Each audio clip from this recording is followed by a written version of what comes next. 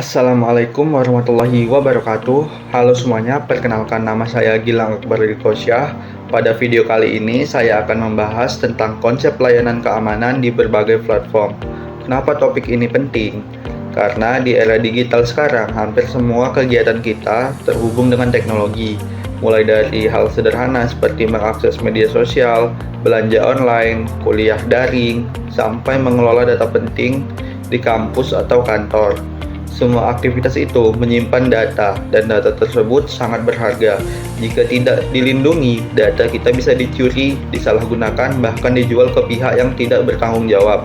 Oleh karena itu, layanan keamanan sangat dibutuhkan untuk menjaga agar data kita tetap aman, sehingga kita bisa beraktivitas dengan tenang. Layanan keamanan pada dasarnya adalah kumpulan cara atau mekanisme untuk melindungi data dan sistem kita dari ancaman.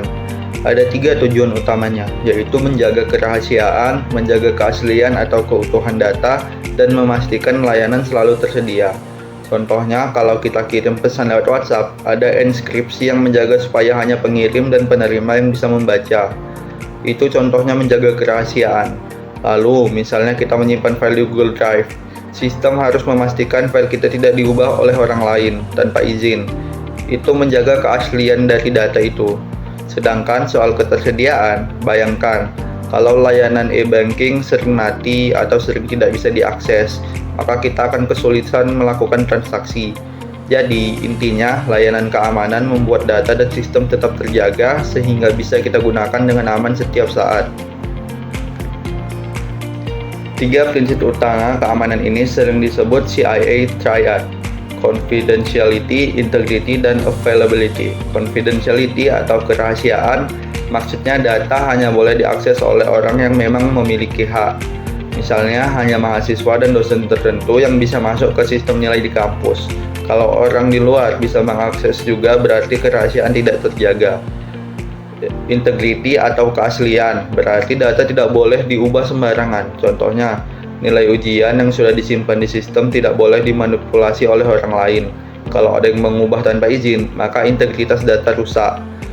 Lalu availability atau ketersediaan, berarti sistem atau layanan harus bisa digunakan kapanpun dibutuhkan. Bayangkan kalau layanan SIM online atau aplikasi bank tiba-tiba tidak bisa dipakai berhari-hari. Itu merugikan banyak orang. Jadi ketersediaan sama pentingnya dengan 2 hal sebelumnya. Di jaringan komputer, ada beberapa layanan keamanan penting. Pertama, ada firewall yang bisa kita bayangkan seperti satpam di pintu masuk sebuah gedung. Firewall akan mengecek data yang masuk dan keluar, lalu memutuskan apakah boleh lewat atau tidak. Kedua, ada sistem pendeteksi serangan atau IDS, yang bekerja seperti alarm. Kalau ada aktivitas mencurigakan, sistem akan memberitahu administrator. Lanjut, ada IPS yang tidak hanya memberitahu tapi juga langsung menghentikan serangan tersebut. Ketiga, ada VPN yang bisa diibaratkan seperti terowongan pribadi di tengah jalan raya internet. Dengan VPN, data kita dibungkus dalam lapisan enkripsi sehingga orang lain tidak bisa menyadap atau membaca isinya. Dengan kombinasi ini, keamanan jaringan bisa lebih terjaga. Keamanan di cloud. Cloud adalah tempat penyimpanan atau layanan yang bisa diakses lewat internet. Contohnya ada Google Drive, Dropbox, atau sistem e-learning kampus. Karena datanya tidak disimpan di perangkat kita sendiri, tapi di server milik penyedia layanan, maka keamanannya harus lebih diperhatikan. Salah satu layanan keamanan cloud adalah pengaturan akses, yaitu menentukan siapa boleh melakukan apa. Misalnya, seorang dosen bisa mengunggah materi kuliah, tapi mahasiswanya hanya bisa melihat. Itu diatur lewat akun dan izin akses. Selain itu, data di cloud biasanya disimpan dalam bentuk terenskripsi. Jadi, meskipun ada yang berhasil mencuri file, isinya tidak bisa langsung dibaca.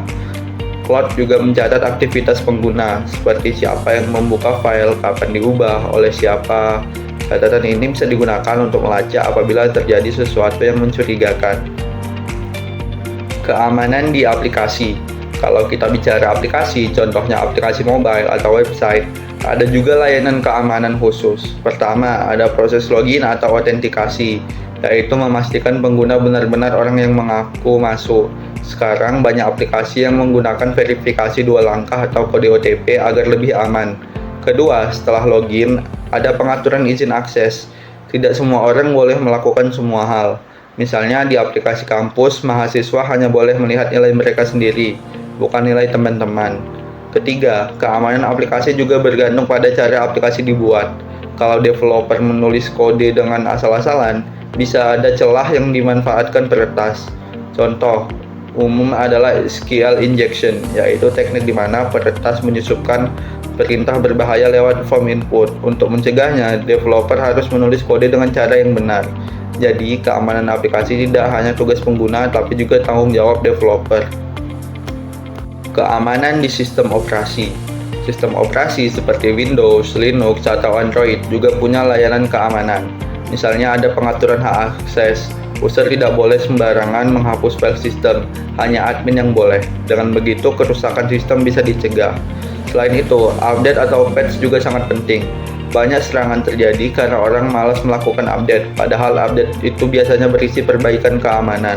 Lalu ada juga antivirus yang fungsinya mendeteksi dan menghentikan program berbahaya. Sekarang antivirus modern tidak hanya mendeteksi virus, tapi juga berbagai jenis malware yang bisa merusak sistem atau mencuri data.